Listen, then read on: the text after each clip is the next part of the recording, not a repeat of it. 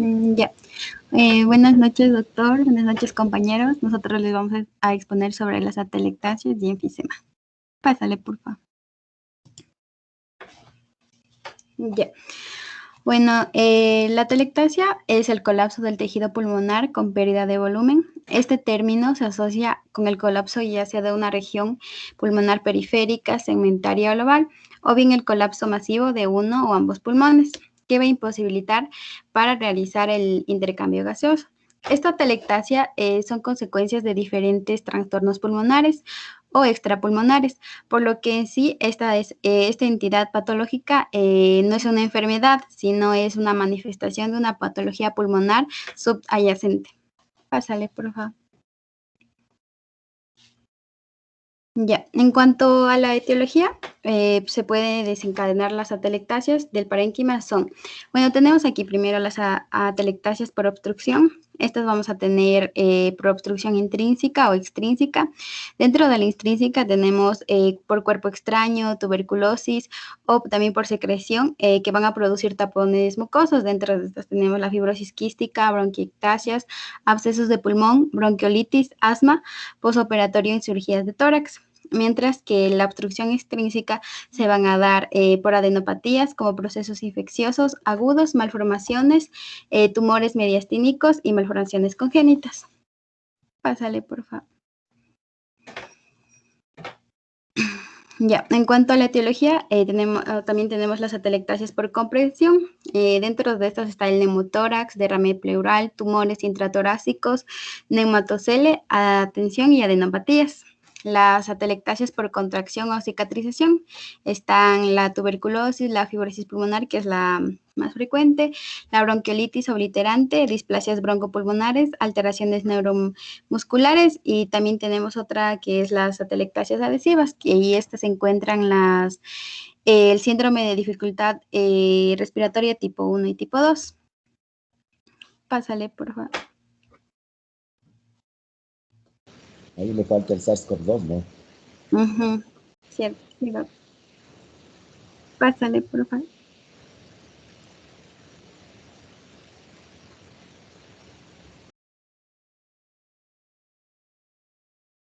Ya, ahora explicándoles un poquito más de los tipos de atelectasia, tenemos que la atelectasia por obstrucción, como ya les mencioné las causas, ya sea intrínseca o extrínseca, van a producir la obstrucción. Bueno, ya sea por un tapón de moco, por algún objeto en los bronquiolos o bronquios o bronquiolos. Cuando el aire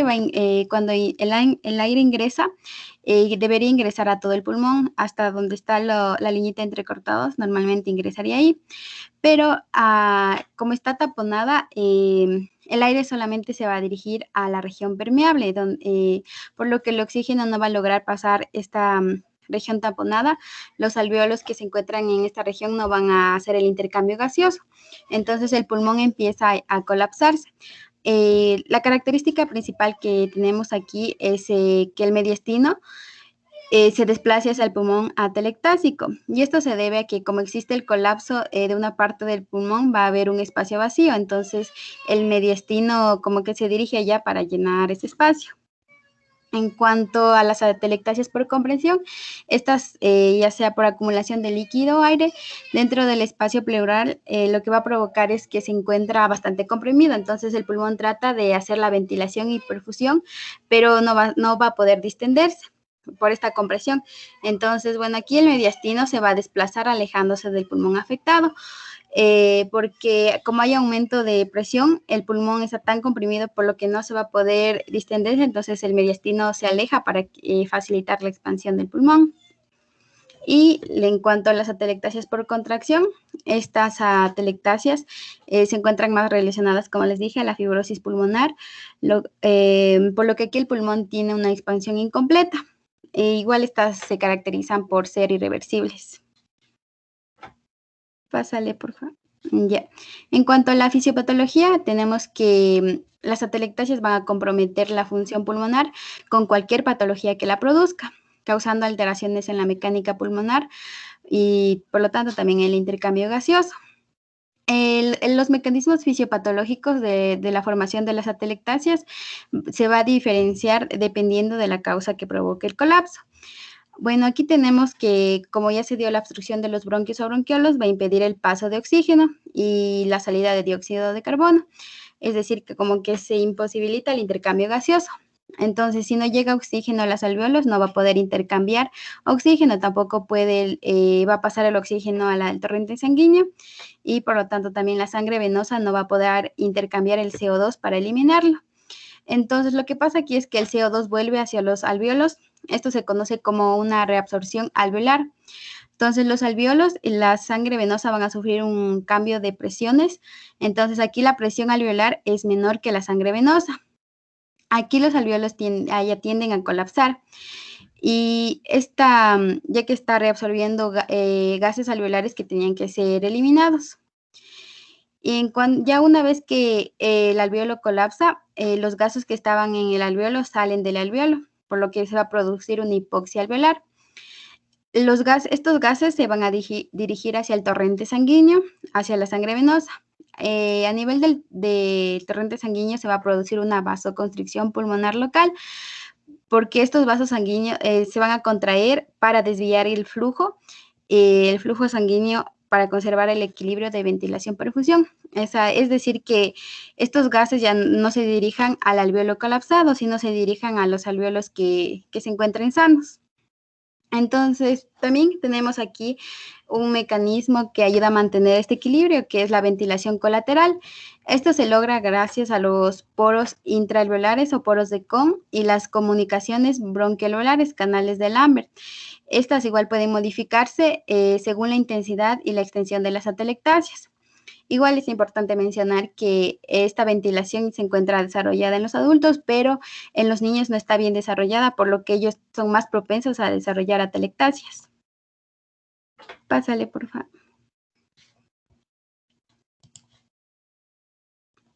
En cuanto a las atelectasias por compresión, como les había mencionado, se van a producir porque el parénquima se encuentra comprimido por cualquiera que sea la causa, dando lugar así del aire a través de las vías aéreas permeables. En cuanto al colapso por contracción o cicatrización, se da por la disminución del volumen pulmonar debido a la presencia de las alteraciones fibrosas y locales o generalizadas del pulmón, por lo que va a impedir la expansión completa. Pásale, por favor. Ya, en cuanto al cuadro clínico, tenemos que los síntomas que se presentan en una atelectasia van a depender fundamentalmente de dos factores, ya sea de la enfermedad de base y la magnitud de la obstrucción. Entonces, en ocasiones la atelectasia no puede presentar síntomas, a menos que la obstrucción sea muy importante. En cuanto a la sintomatología que podemos encontrar en el curso evolutivo de estas atelectasias, puede ser la tos, que se presenta cuando se ha producido la obstrucción y va aumentando en frecuencia e intensidad como mecanismo defensivo para tratar de resolver lo que le está obstruyendo. En cuanto a la hemoptisis, puede aparecer cuando la causa es la aspiración de un objeto de cuerpo extraño o procesos infecciosos. La disnea, la cianosis y el estridor son evidentes cuando se produce una estenosis de la vía aérea.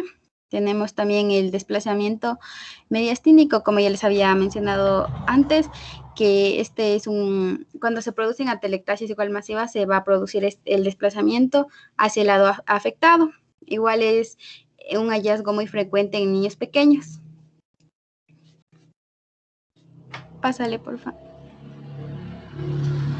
Ya, en cuanto al diagnóstico de las atelectasias, primero se debe iniciarse con una historia clínica completa, seguido de una exploración minuciosa del paciente y también investigar la etiología del proceso. Las atelectasias es un signo de una enfermedad, por lo que no sugiere un diagnóstico específico. Entonces, estas atelectasias ya pueden localizarse en un lóbulo o segmento del pulmón, siendo los lóbulos inferiores, tanto el derecho como el izquierdo, los que se colapsan con mayor frecuencia. Para el diagnóstico tenemos las técnicas de imagen, el RX de tórax antero, posterior y lateral. Este es un estudio más importante para el diagnóstico en sus dos proyecciones, antero, posterior y lateral. Los signos radiológicos del colapso pulmonar son de dos tipos, tenemos directos e indirectos. Dentro de los directos tenemos el desplazamiento de las fisuras interlobulares, en dirección al lóbulo afectado, con ciertas particularidades en cada lóbulo. Este es un signo muy fiable y fácilmente se reconoce en las atelectasias. Tenemos la pérdida de aireación, que se va a mostrar como una imagen radioopaca en la zona afectada. Y los signos de bronquiales y vasculares, que a medida que el pulmón va perdiendo el volumen, tanto los vasos y los bronquiolos en el área de atelectasia se agrupan. Y este es un hallazgo igual de los signos más precoces de la atelectasia. En cuanto a los signos indirectos, tenemos el desplazamiento de las estructuras hacia la atelectasia, tanto los cilios, el mediastino, la tráquea igual se desplaza en casos de atelectasia de los lóbulos superiores. Así también el corazón puede verse desplazado en pacientes con atelectasia, el hemidiafragma igual, y el hemidiafragma igual se desplaza especialmente en los casos de atelectasia de lóbulos inferiores, y también existe aproximación de las costillas. Y también tenemos la hiperinsulación compensatoria o los lóbulos adyacentes al colapsado. Y también, bueno, en la imagen podemos ver que es una radiografía de tórax. En la primera imagen se muestra un colapso pulmonar derecho con signos directos, como es el incremento de la densidad del hemitórax derecho, y también un signo indirecto, que es el desplazamiento traqueal. Y también tenemos la aproximación de las costillas. En cuanto a la imagen B, que es la proyección lateral, se observa solo un diafragma, como se puede ver con la flechita, la cabeza de la flechita. Puedes pasarle. Bueno, aquí también tenemos otra imagen que igual podemos ver cómo está desplazada la tráquea. Igual la tomografía no se suele utilizar para el diagnóstico de rutina en estas atelectasias, pero se indica para casos de duda diagnóstica respecto a la etiología de la misma o hallazgos radiológicos inusuales. Ahí tenemos una tomografía axial y coronal que confirma como un colapso con retracción del lóbulo colapsado posterior y medialmente, como podemos ver en donde están las flechitas. Ya. En cuanto al tratamiento, aquí el objetivo principal del tratamiento en una atelectasia es lograr la reexpansión del pulmón afectado.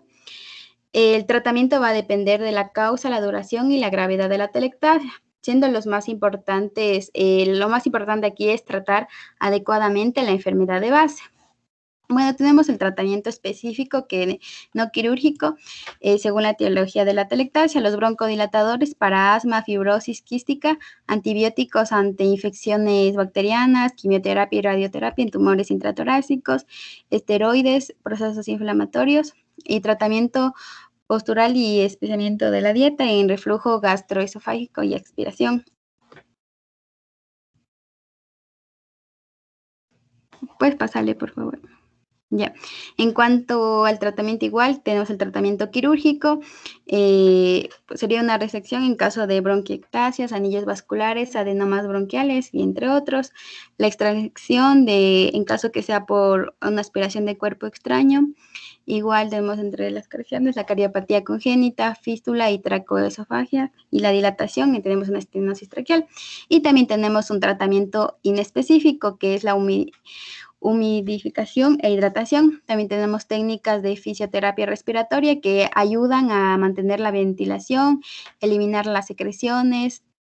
Igual fomento de técnicas de expansión del pulmón como la tos dirigida, ejercicios de respiración profunda y el uso de espirómetro incentivador. Y también tenemos la respiración con presión positiva intermitente, presión positiva respiratoria continua y presión positiva al final de la expiración. Y también la broncoscopía.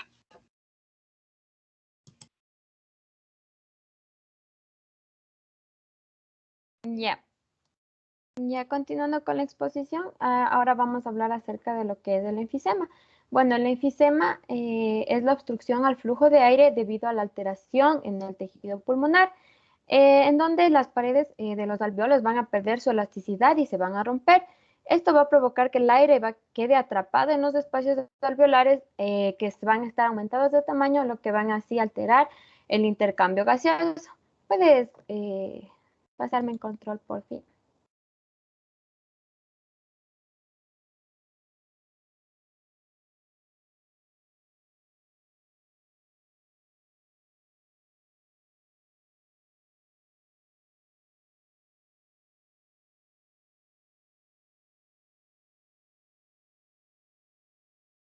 Sí, está.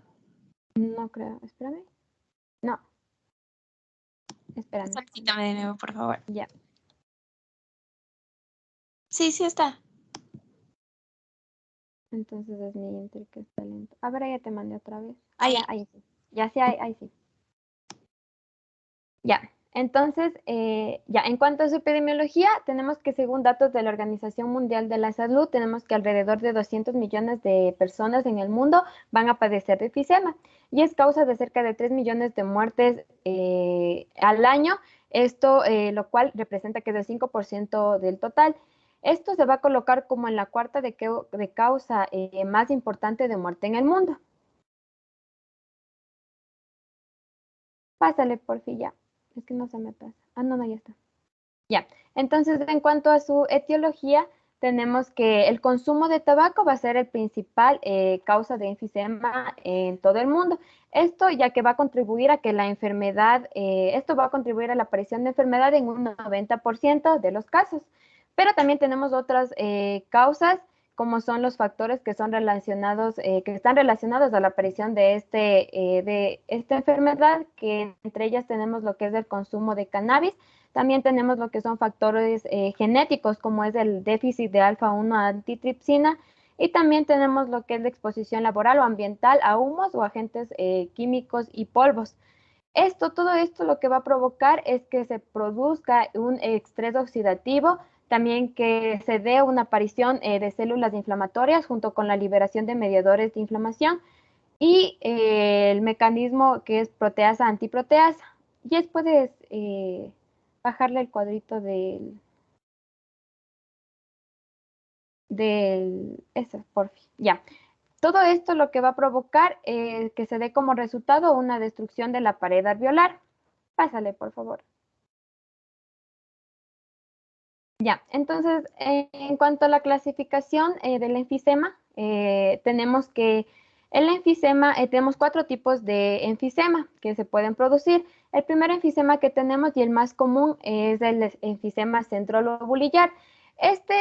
Principalmente se va a ver afectado lo que es la parte central de las acinos. Como podemos ver en la imagen, tenemos el acino normal y lo que se va a ver más afectado es la parte central. Como podemos ver, esto se puede observar como hinchado o inflado en esta parte. Se va a encontrar en los lóbulos superiores y esto va a ser muy común en las personas que son grandes fumadores.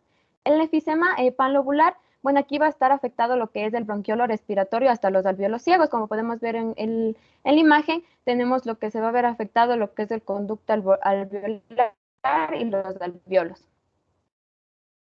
Aquí también las zonas inferiores, también va a estar afectado lo que son las zonas inferiores y los bordes anteriores del pulmón. Y esto se va a dar principalmente por lo que es la deficiencia de alfa-1 antitripsina. Otro tipo de enfisema que tenemos es el enfisema paraseptal o acinar distal. Este va a afectar lo que es la porción distal del acino. También se va a presentar como múltiples espacios aéreos y esto va a ser subyacente a lo que son a casos de neumotórax. Y por último tenemos el enfisema irregular, en donde este se va a asociar a lo que es la cicatrización.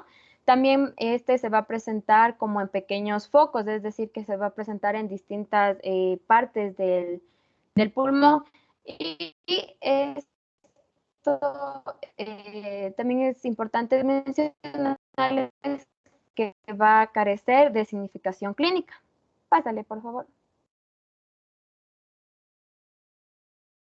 Ya, en cuanto a la fisiopatología, tenemos que esta va a ser una enfermedad que va a estar asociada a lo que es la enfermedad pulmonar obstructiva crónica. Entonces, el proceso patogénico inicial aquí es un proceso inflamatorio que es lo que va a producir un estrechamiento de las vías respiratorias y de los espacios respiratorios distales. Entonces, lo primero que va a pasar es el humo del cigarrillo, del tabaco y así como otros irritantes, como les mencioné, que puede ser por mediadores de inflamación o desequilibrio proteasa-antiproteasa, lo que va a provocar es que se dé una respuesta, se va a potenciar una respuesta inflamatoria, ya que estos van a contener productos oxidantes que van a desencadenar lo que es la respuesta inflamatoria y por ende lo que va a provocar que es el reclutamiento inicial de lo que son los leucocitos y neutrófilos. Estos van a contener lo que es la serina, la elastasa. La elastasa es una proteasa que va a degradar las fibras elásticas y tenemos que estos van a, como no encuentran una oposición, lo que va a provocar es que van a incrementar su actividad elastolítica, es decir, que van a destruir estas fibras elásticas, van a, de las paredes distales de lo que son de las vías respiratorias, lo que va a provocar que se dé que se dé una disminución de la capacidad de la adherencia elástica del pulmón, lo que va a facilitar lo que es el colapso de las vías respiratorias de las distales. Pásale, por fin. Ya, entonces en el cuadro clínico tenemos que aquí en los pacientes con enfisema los hallazgos que van a ser más característicos son aquí la disnea, que es el síntoma principal. También lo que vamos a ver es la taquipnea, vamos a ver también lo que es el tórax en tónel, que es el tórax que se encuentra distenido, como podemos ver en la imagen. También vamos a encontrar de lo que es sibilancias, lo que es expectoración de secreciones. Los pacientes también van a presentar lo que es dolor en el tórax anterior, hemoptisis, tiraje y pérdida de peso. Esta pérdida de peso, esto es debido a lo que les mencioné anteriormente, que es las proteasas y antiproteasas que tienen estos pacientes. Esto va a provocar que se dé un consumo del tejido elástico y por ello el cuerpo va a seguir perdiendo tejido conjuntivo. Es por eso que a estos pacientes se los va a ver delgados. Pásale, por favor. Ya, algo muy característico también aquí acerca del cuadro clínico es que los pacientes van a tener, no van a estar cianóticos, sino que más bien van a adquirir lo que es un color rosado en la piel y las mucosas, por lo que se les denomina de lo que son sopladores rosados, como podemos ver en la imagen. Pásale, por fin. Ya, entonces en cuanto a los exámenes que tenemos varios tipos de exámenes que podemos utilizar para el diagnóstico de estos pacientes. El primer examen que tenemos son las pruebas de función pulmonar y entre ellos tenemos lo que es la espirometría basal, también tenemos los volúmenes pulmonares y resistencias por pletismografía, que aquí se puede ver la capacidad pulmonar total, capacidad funcional residual y volumen residual. También podemos ver la función de los músculos de respiración, como son las presiones inspiratorias y expiratorias máximas. También tenemos las pruebas de esfuerzo, como es el test de marcha de 6 a 12 minutos con el pulsioxímetro. También tenemos la capacidad de difusión del monóxido de carbono, la gasometría arterial y la oximetría de pulso. Pásale, por favor. Ya en cuanto a los exámenes, a las técnicas radiológicas, podemos realizar lo que es la radiografía de tórax o lo que es la tomografía computarizada. Entonces, en la radiografía de tórax, lo que vamos a ver más característico es atrapamiento aéreo. Entonces, ¿qué vamos a observar aquí? Vamos a observar lo que es una radiolucidez aumentada, es decir, que vamos a encontrar un poquito más en lo que podemos ver en la imagen. También vamos a encontrar lo que es la horizontalización costal y signos de lo que son la hiperinsuflación pulmonar, que es el aplanamiento del diafragma. Entonces, como vemos en la imagen, podemos ver que el diafragma se encuentra mucho más abajo y se encuentra, como decir, aplanado. También vamos a ver un aumento de los espacios intercostales. También podemos ver lo que es cardiomegalia y el corazón en gota. El corazón en gota, esto quiere decir que el corazón se va a encontrar caído, o sea, va a estar hacia abajo. Pásale, por favor.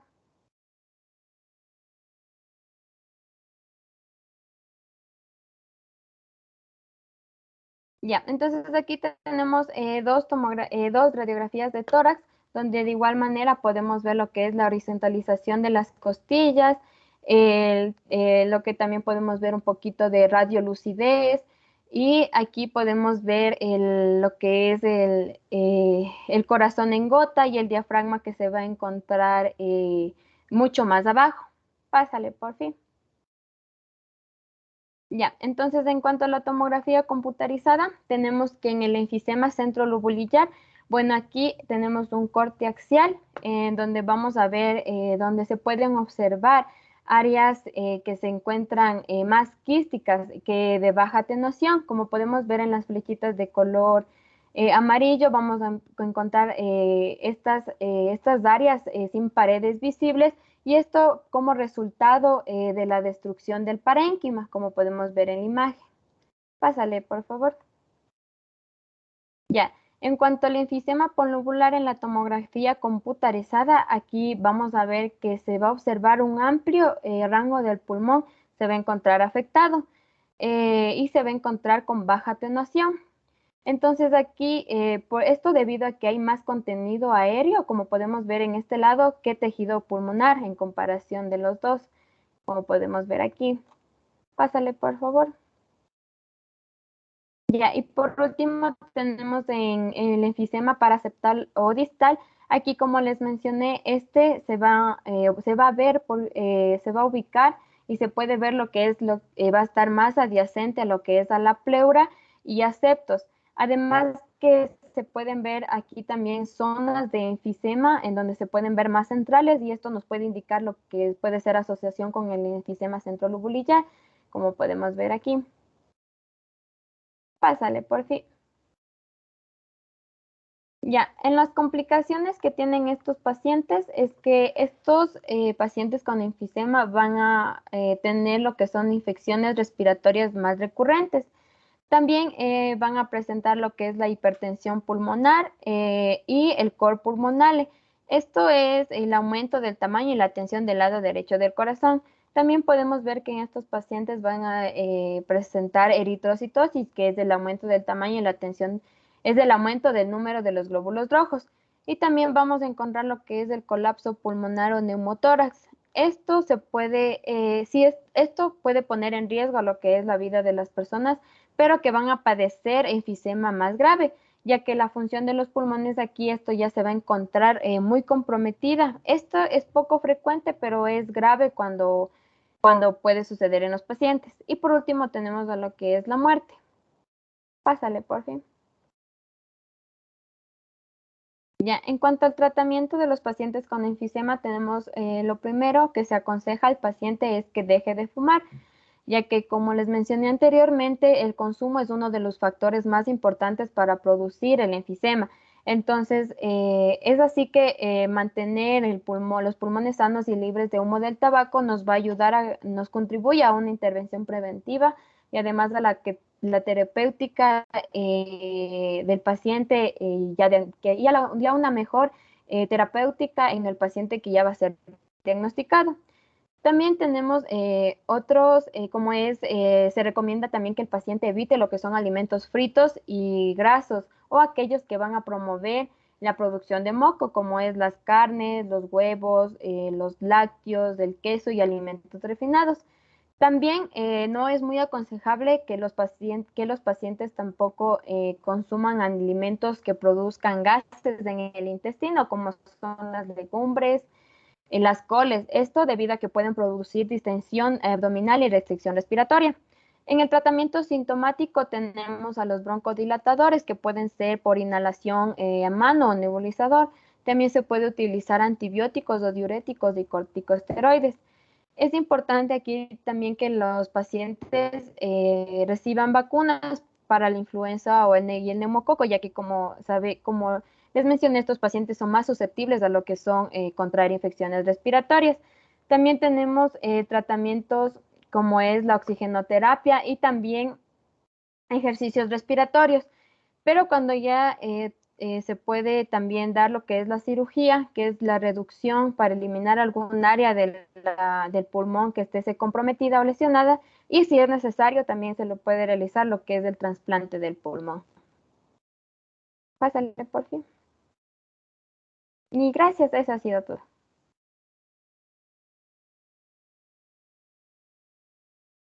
Doc, su micrófono está apagado. Ciérrele la presentación.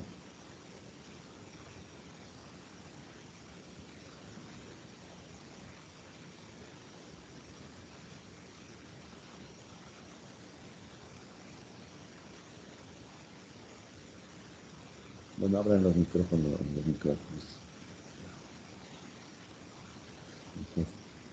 Las cámaras. Bueno, doctores.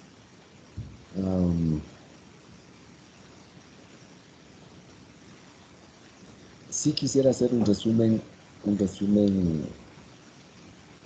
de estas dos patologías.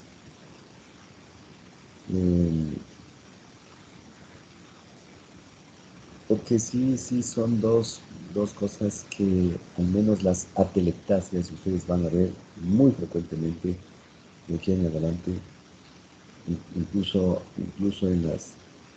en las patologías de los pacientes con SARS-CoV-2. Ustedes, aparte de fibrosis, van a encontrar atelectasias, ¿no? Entonces, es una patología bastante frecuente que ustedes van a encontrar en los pacientes con problemas pulmonares crónicos.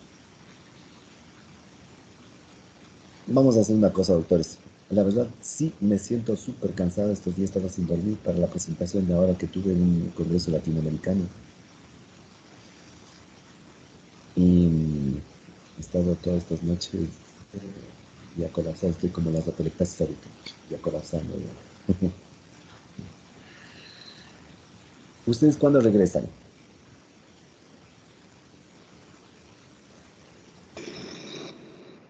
El domingo. El domingo. Ya. O sea, se van a pegar un fin de semana súper chévere.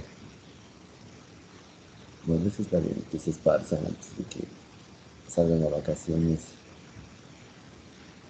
Van con fines de investigación, pero entre paréntesis, ¿no? Pero bien está, bien está. Entonces verán, doctores, el día martes normalmente tenemos clases, ¿no es cierto? Ya.